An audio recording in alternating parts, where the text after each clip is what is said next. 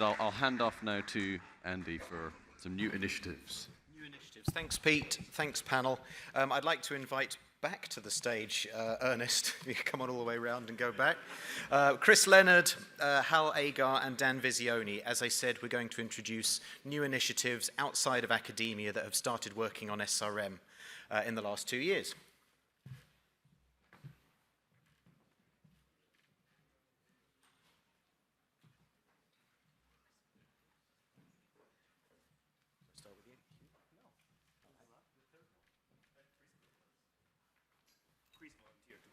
Well, he'll need a microphone. Chris, I'm going to start at the far end with you. Good morning. This is Chris Leonard, and he's going to be the chair of a new initiative, the Africa Climate Intervention Research Hub. Chris, what's the idea? What are you planning with the Research Hub? So the idea is a response to another idea of if climate change is going to be felt more and more, particularly in the global north, it will become more of a topic theme in the policy context of the global north. So how can we then, as Africans in particular, respond to that? How do we develop our knowledge base for that? So we have a vision to develop a community of African SRM experts who can then speak for Africa in global negotiations, for example, in the UNFCCC, IPCC, COP, that type of context, to actually develop African experts. We use the word experts here because it's not just scientists, it's not just researchers, it's also a policy community to do that. So it's very much to represent Africa in the negotiation context like that. And we have 3 main pillars that we want to do this in. The first thing is to build capacity in Africa to do SRM and climate research. It includes climate research. To understand the impact of SRM, you have to understand the impact of climate change. So this includes doing fundamental climate change for Africa anyway, and SRM research to that. Facilitate the research. So what are the research questions? How can we fund scientists to do this? What structures can we put in place to help? And then the third is a policy engagement. So to engage with stakeholders in many different contexts, because that's where we want. That's where the real taker hits the tar in this way. So it's very much that it. You mentioned policy. What's the state of SRM knowledge in African policymakers, and what are your plans for addressing this? We're not sure. I think Itchell gave a very good indication that the South African position, and it's there because we don't know.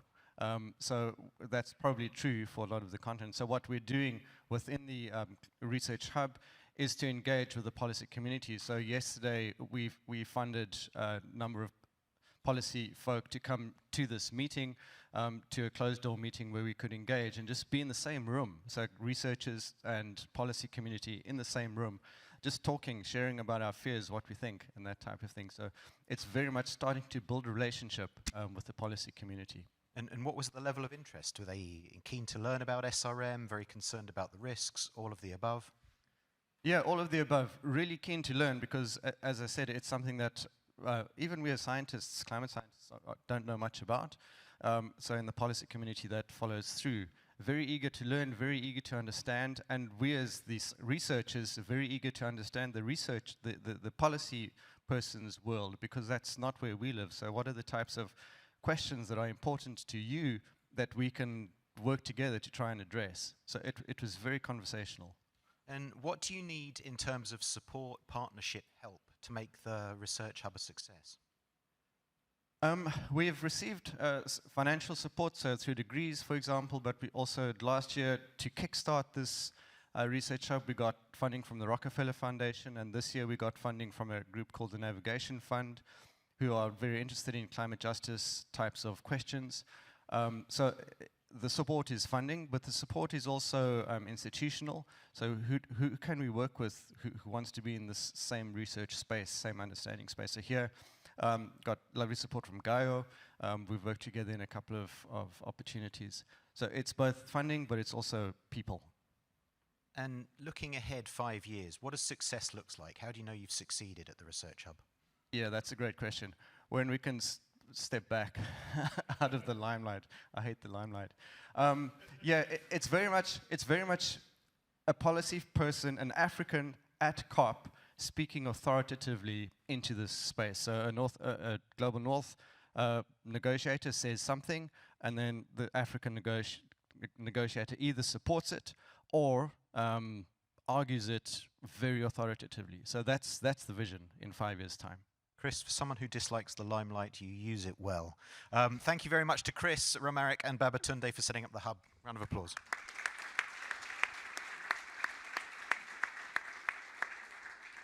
We come next to Hal Agar, who's the Knowledge Management Officer for SRM Youth Watch. 48 short hours ago, Hal was minding his own business in Bristol when we heard that one of his colleagues was unable to fly here due to the tensions in South Asia. So Hal jumped on a plane, came on over to represent the work of SRM Youth Watch. Thank you for that. First of all, simple question. Tell us about SRM Youth Watch. Who are you? What do you do? So, just to briefly introduce us, we are SRM Youth Watch. We are a youth-led, global South-led advocacy group. And what we're trying to do is address some of the knowledge gaps that young people have on SRM generally. Our guiding principle, which I'm sure you might be familiar with, is that the decisions made on SRM, or around our SRM today, will weigh most heavily against young people. We interpret that as a right for all young people to have at least an adequate level of knowledge on SRM. We ask ourselves, how well informed are high school students, undergrads around the world on SRM, let alone climate change? And how do you reach those audiences? We're a big proponent of using media, short format videos, illustrations, social media, to try to reach a very broad audience and raise the general awareness that young people have. Can we bring a well-informed young person, an academic, a politician into one room and create a dialogue? Would that be a safe place where you could express ideas and also maybe create a sense of accountability? The result we're aiming for is to create a group of well-informed young people aged roughly 15 to 25, which you could then take to stakeholders and ask questions to bounce back. We're currently seeking funding, so still in the early stages. The money is essential to create a safe place since young people are involved.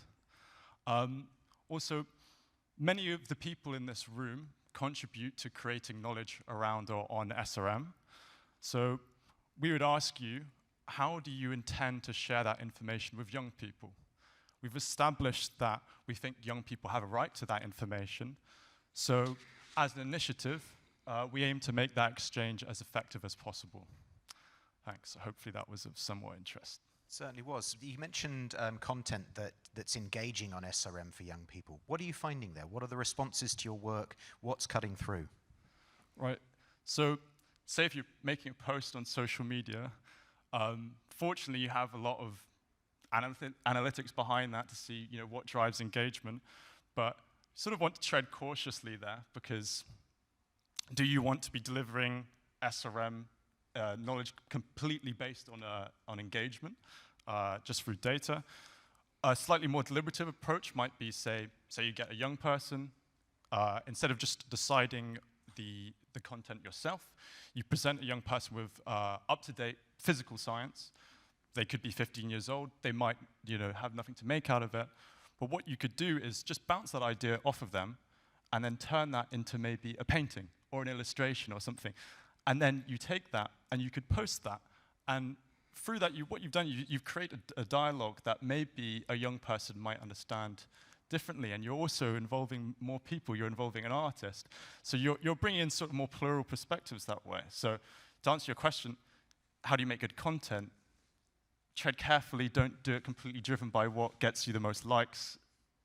Try and make it a little bit more of a process, really. I think scientists and creative communication of work are often antithetical. So it's very welcome to have you doing this work. How can people contact you?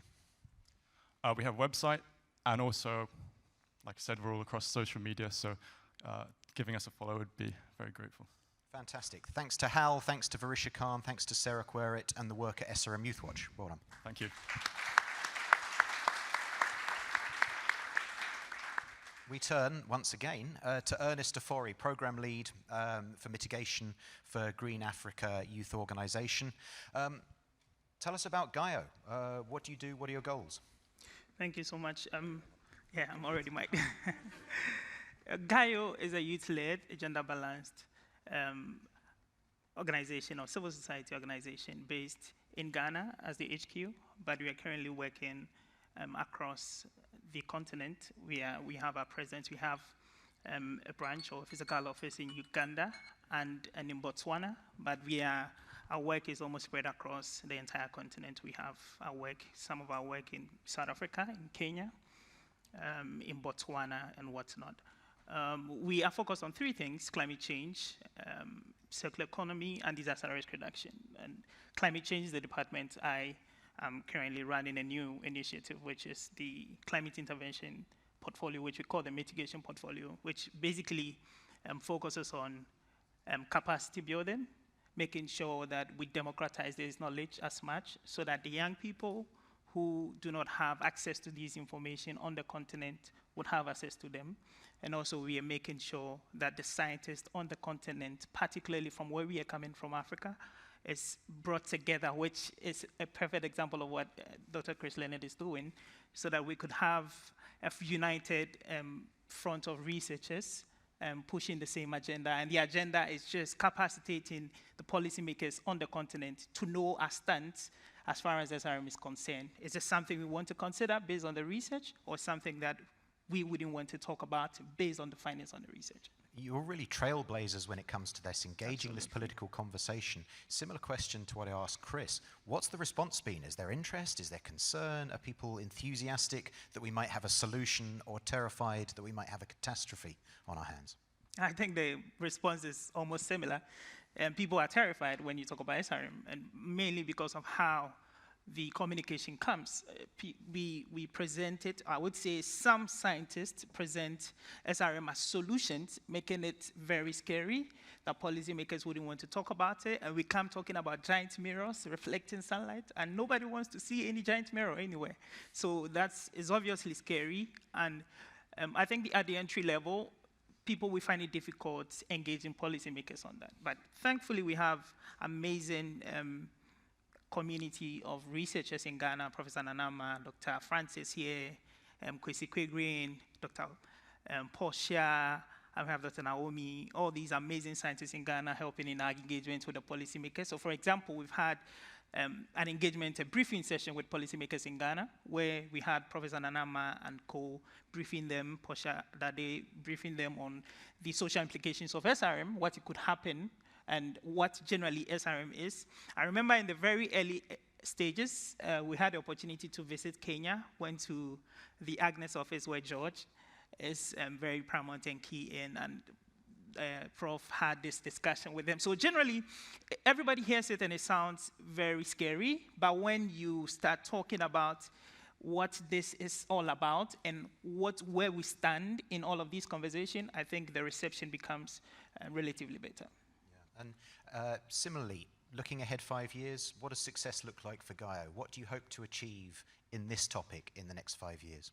Yeah, we have just one objective. The objective is to make sure that we have Africa as a continent is resourced with a lot of researchers. We have a lot of data that could back our various dialogues and submissions. And particularly one of the things that we are doing in achieving that is something that we are currently launching called the African Climate Interventions Fellowship for Early Career Researchers. And this is more like a model of what the African climate intervention research is doing, but this is focused on early career researchers. And our why is just simple. Currently, we have mainstream researchers working on this area. We have Chris Leonard, Babatunde, Professor Nanama, Dr. Portia, all these amazing scientists working on these. But in the next 60 years, we know that their capacity will not be as it is now. should have a pipeline of researchers who will be willing to take over. So we should be able to hold these young people's hand and pull them in, let them have this interest in researching around this area, just so we are in the light and have a lot of data. So this is something that we are currently working on. It's going to be launched in a couple of months coming, and we really urge all African scientists, young people, for example, to really pursue this fellowship, where we would be taking us through the various intricacies of climate mitigation strategies, including the SRM, proposed SRM, and then also equip us with some funding to start some in-country research across Africa. So this is something that we are looking forward to doing, and we are looking for a lot of partnership and support in terms of funding. And very briefly, where can people go to find out more about these opportunities? Great.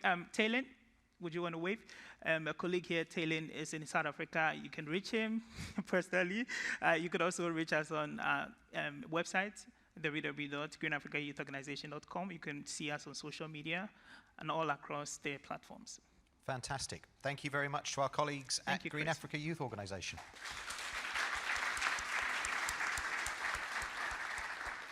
Last up, we have Dan Visioni, Cornell University, who is co-chair, and I have to read this because it's long, the Lighthouse activity on climate intervention research at the World Climate Research Programme. Is that correct, Dan? Yes, sorry for the long name. I did not come up with it, but scientists. Tell us about it. What's the Lighthouse Programme seeking to achieve, and the scientists within? Yeah, so let me say the World Climate Research Programme is essentially bottom-up, researchers-led international organization that underpins most of the research and actually takes care of some of the coordination of research at the national and international level. The research that the WCRP does underpins the UNFCCC framework, the IPCC reports, and so on. The WCRP also comes up with some of these Lighthouse activities. They have some core projects, but they also have some Lighthouse activities that sort of try to shine a light on new areas of research or important new areas of research that merit international coordination. So 2 years ago in Nairobi, there was a discussion at WCRP about new Lighthouse activity, and this one on climate intervention research was created by the Joint Steering Committee, and I was asked to co-chair it together with Nadine Menges, whose expertise is on CDR, because indeed the name of the Lighthouse activity is climate intervention, which is a broader term than just SRM, and it also includes CDR and other methods of intervention. And as a program, who are you going to be working with?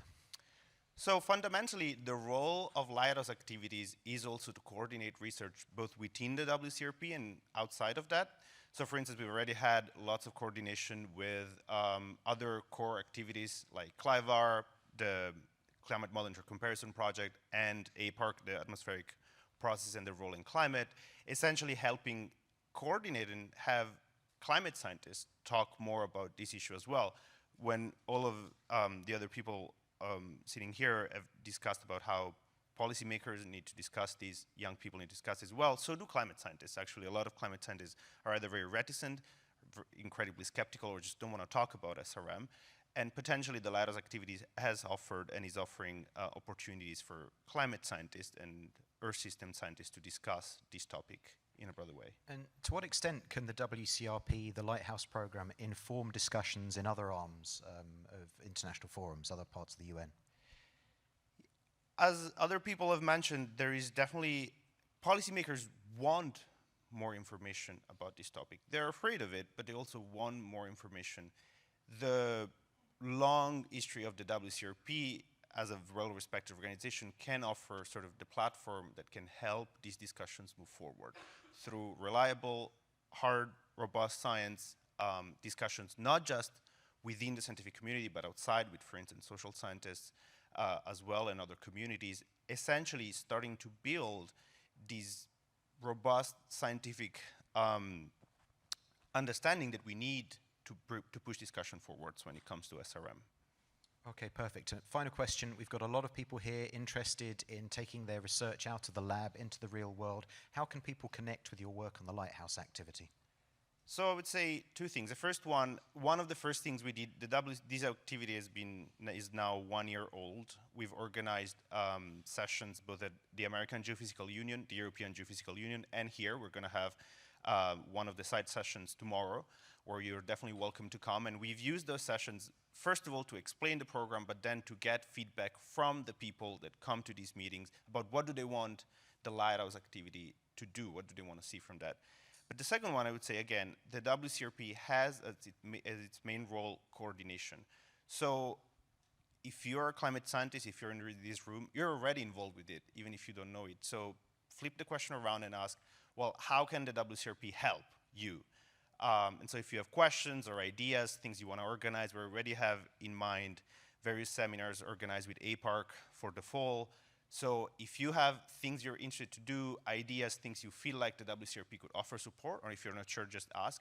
Please get in touch with me, go to the webpage of the WCRP for this Lighthouse activity, and just ask, propose.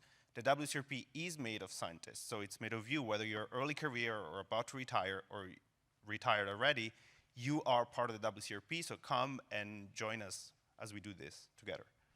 Fantastic. Thank you, Dan. Thanks to Dan and to the rest of the panelists.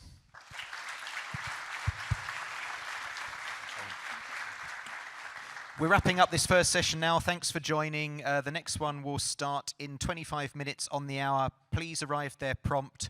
Do remember what I said about making new friends, but keep it concise. Arrive at 11 o'clock in the parallel sessions, and I'll see you then. Thank you.